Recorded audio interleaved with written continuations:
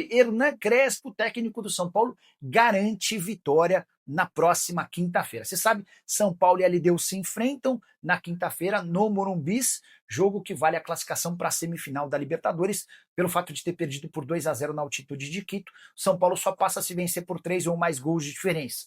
Uma vitória por 2 gols, 2-0, 3-1, 4-2, leva a decisão para pênaltis. Depois de perder para o Santos por 1-0 com o time reserva, nesse domingo na Vila Belmiro, Hernan Crespo disse o seguinte a respeito do confronto contra a LDU. Abre aspas para ele, a gente vai ganhar.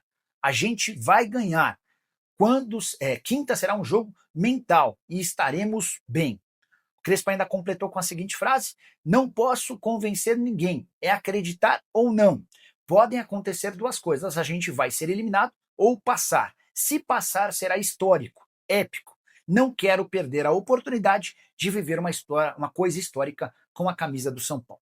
São Paulo, na minha opinião, tem chances de classificação. É óbvio que ficou muito difícil, mas vencer por 2-0, por toda a superioridade que o São Paulo mostrou na altitude de Quito, me faz imaginar um placar razoavelmente normal. Acho difícil fazer 3 gols, mas acho que dá para fazer 2 gols. Importante contar que o São Paulo poupou titulares, Ferreira, que pode ser opção para o jogo de quinta-feira, acabou saindo, sendo substituído e causando preocupação, mas ele teve apenas cãibra. Não é problema para o jogo, estará garantido na volta. Já o Luciano, que voltou a perder gols na partida contra o Santos, vai precisar melhorar urgentemente a sua condição para ter a oportunidade de ajudar o São Paulo. Hora de falar sobre o São Paulo para te explicar como foi, do ponto de vista financeiro, primeiro semestre do Tricolor em 2025. Para começar, contar que o São Paulo fechou os 6 primeiros meses do ano com um déficit de 33 milhões de reais, ou seja, o São Paulo gastou 33 milhões a mais do que arrecadou, embora a projeção para o primeiro semestre apontasse um prejuízo superior a esses 33 milhões de reais na casa dos 60 milhões. Então dá para dizer que apesar de ter ficado no negativo, o São Paulo ficou com uma marca melhor do que aquela que já se imaginava. Só para lembrar que o prejuízo no ano passado, ao longo de todo o ano, foi de 287 milhões de reais. Importante contextualizar que nos primeiros 6 meses do ano, São Paulo também conseguiu diminuir sua dívida bancária de 258 milhões para algo na casa dos 216 milhões. É uma queda de 17%, que faz com que o endividamento bancário do Tricolor remeta ao ano de 2023. Em 2023, São Paulo tinha esses mesmos 216 milhões de dívidas com o banco.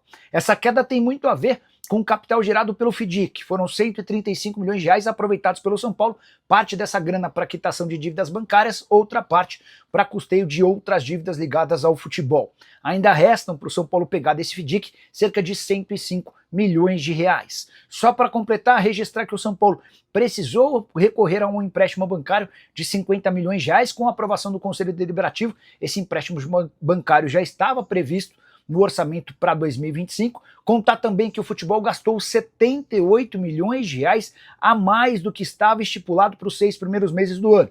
Até por isso você viu uma série de vendas, várias delas com preços extremamente baixos.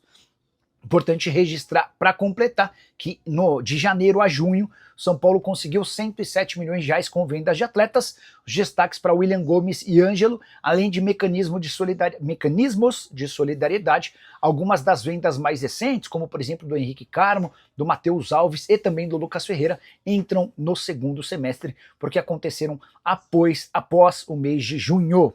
Quarta colocação do São Paulo, o Tricolor conseguiu um belo aditivo no seu contrato de valor fixo. Graças a aumentos de concorrentes, São Paulo assegurou da Superbet um contrato fixo de 78 milhões de reais por ano. Ele pode alcançar até 100 milhões de reais se metas forem batidas. Outra coisa legal desse contrato do São Paulo com a Superbet, que só acaba no ano do centenário, Tricolor, a partir de 2027, se beneficia de aumentos dos seus concorrentes. São Paulo e Superbet fizeram um acordo que prevê um cálculo entre aquilo que vão faturar Flamengo, Corinthians e Palmeiras. E essa média é que vai estipular quanto o São Paulo passa a faturar da Superbet a partir de 2027. Com os contratos atuais, só para você ter uma ideia, São Paulo já saltaria em 2027 de 78 milhões de reais por ano para 127 milhões de reais. Mas, nesse momento, o acordo tricolor assegura 78 milhões de reais. Hora de falar sobre o São Paulo, que recorreu a uma estratégia diferente para comunicar a saída de Henrique Carmo, atacante comprado pelo CSKA, até aí nenhuma novidade, mas o São Paulo só fez a confirmação oficial dessa saída recentemente e por meio de uma nota pequena em seu site oficial. Qualquer comunicação importante como essa certamente renderia notícias também nas redes sociais do Tricolor, mas por uma estratégia do Departamento de Futebol em associação à Diretoria de Comunicação, o São Paulo evitou qualquer menção à venda do Henrique Carmo nas redes sociais do clube. Se você entrar no Twitter, no Facebook, no Instagram, não vai ver absolutamente nada sobre o tema, até porque nos últimos tempos, Júlio Casares e Carlos Belmonte, o presidente e o diretor de futebol, têm sofrido enormes ataques diante da série de jogadores vendidos. São Paulo registrou somente na última janela as saídas de Henrique Carmo, Matheus Alves, Lucas Ferreira e Ângelo. O William Gomes já havia sido vendido no início do ano, todas as vendas consideradas por torcedores extremamente baixas.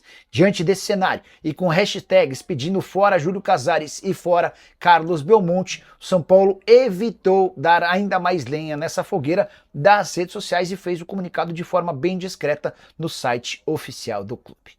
Para completar sobre o São Paulo, registra que Luiz Gustavo, 38 anos de idade, está praticamente liberado para voltar a treinar sem restrições. A partir de sábado ele se junta ao restante do elenco e trabalha normalmente, jogador que havia sofrido um problema, um tromboembolismo pulmonar no primeiro semestre e não joga desde 2 de abril. Pessoal, obrigado por assistir até aqui. Se gostou, deixa seu like e se inscreva no canal.